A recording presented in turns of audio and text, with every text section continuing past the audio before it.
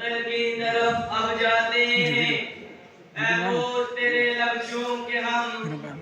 مقتل کی طرف اب جاتے ہیں، اے ہوش تیرے لفظوں کے ہم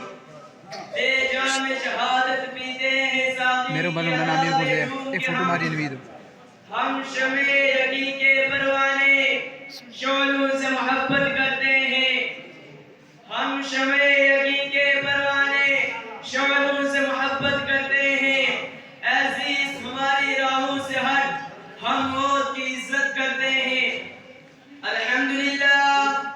الحمدللہ ولیہ والصلاة والسلام علی نبیہ محمد وعلى آلہ اصحابہ اجمعین۔ فأعوذ باللہ من الشیطان الرجیم، بسم اللہ الرحمن ایک فوٹو ماری الرحیم۔ کسی اسٹیج إن تنصروا الله ينصركم ويثبت أقدامكم وقال الله في موضع آخر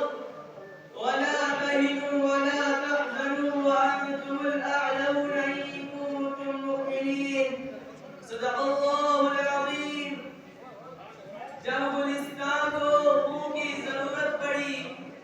جب گلستان کو خون کی ضرورت پڑی، سب سے پہلے ہماری ہی گردن کٹی۔ اب کہتے ہیں ہم سے یہ اہل چمن،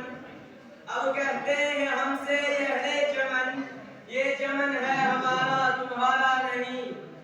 ملت اسلامیہ کے پاسبانوں، آج میں آپ حضرات کے سامنے بھارت کے مسلمانوں پر ہونے والے سیاسی ظلم و ستم اور دین اسلام کو جڑ سے ختم کرنے کی ناپاک اور گھناؤنی سازش اور کوشش کے موضوع پر کچھ عرض کرنا چاہتا ہوں، امید ہے کہ بغور سماعت فرمائیں گے۔ وہ بھارت جس کی حریت کے باغ کو مسلمانوں نے اپنے خون جگر سے سینچا تھا، وہ بھارت جس کی آزادی کے خاطر بحرنا آشنائے ساحل میں کود پڑے تھے، وہ موجود سے کھیلتے ہوئے منجدار تک پہنچے تھے، بے پناہ قربانی کے ذریعے اس کو پروان چڑھایا تھا، لیکن آج اسی بھارت میں مسلمانوں کو طرح طرح کی ذلتیں اور تکلیفیں پہنچائی جا رہی ہے، مسلمانوں کے قلوب سے اسلام کی محبت کو ختم کرنے کی کوششیں کی جا رہی ہے۔ اس میں شک نہیں کہ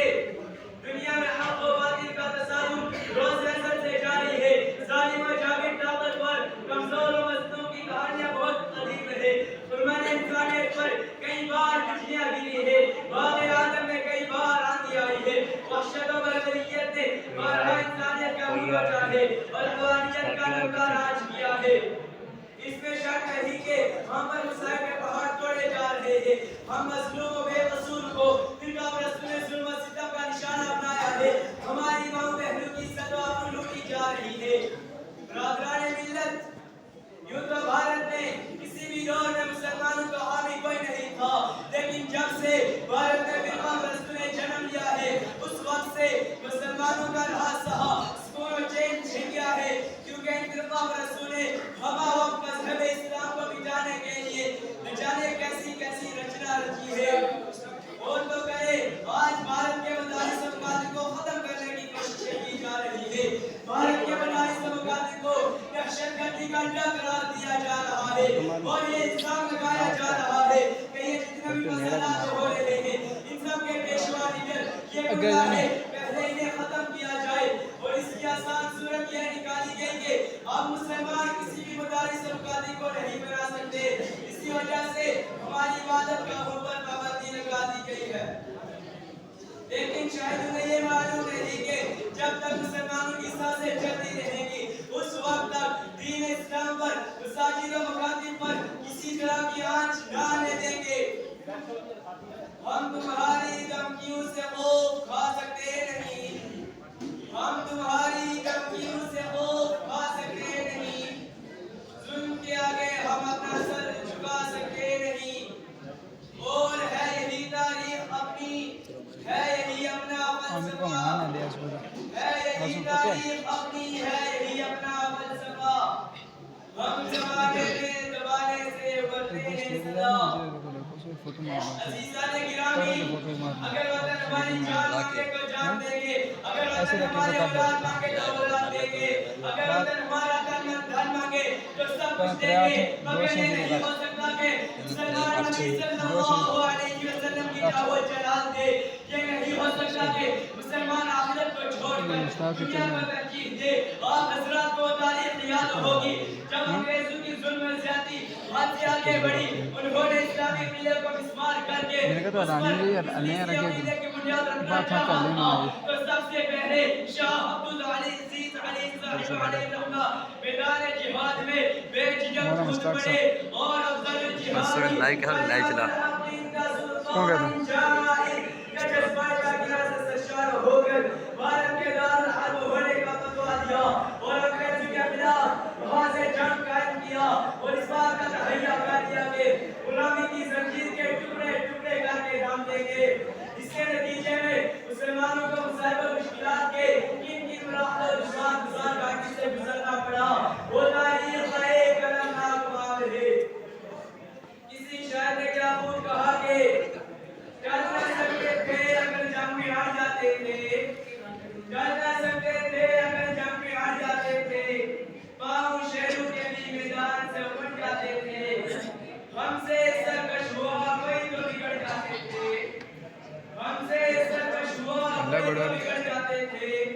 وہ کیا چیز ہے ہم تو سے لڑ جاتے تھے